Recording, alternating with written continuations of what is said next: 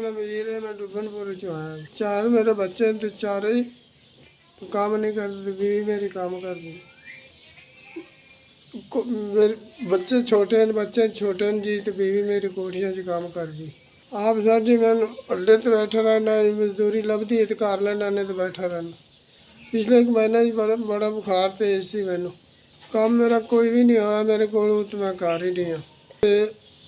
ਜਿਹੜਾ ਮੇਰਾ बीवी ने कमाया है वो को घरे बिजली का किराया दे दिता सी।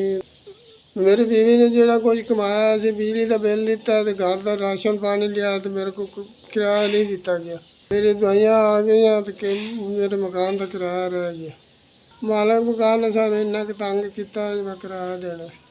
मैं बड़े तबीयत हालात खराब नाल ध्यान ते अपना मैं मकान देना, मकान का किराया देना। मेरे बड़ा औखा अपना थोड़े तक मैं 4 फेरे ला पट थोड़े तो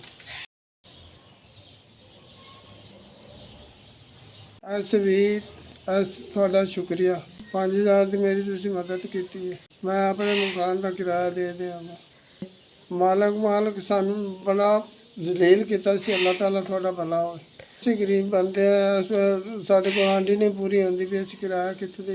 ਸਾਡੀ ਤੁਸੀਂ ਮਦਦ ਕੀਤੀ, ਅੱਲਾ ਤੁਹਾਡੀ ਮਦਦ ਕਰੇ। ਅਸੀਂ ਵੀ ਇਸ ਤੇਰਾ ਬਹੁਤ ਸ਼ੁਕਰੀਆ, ਤੁਸੀਂ ਮੇਰੀ 5000 ਦੀ ਮਦਦ ਕੀਤੀ।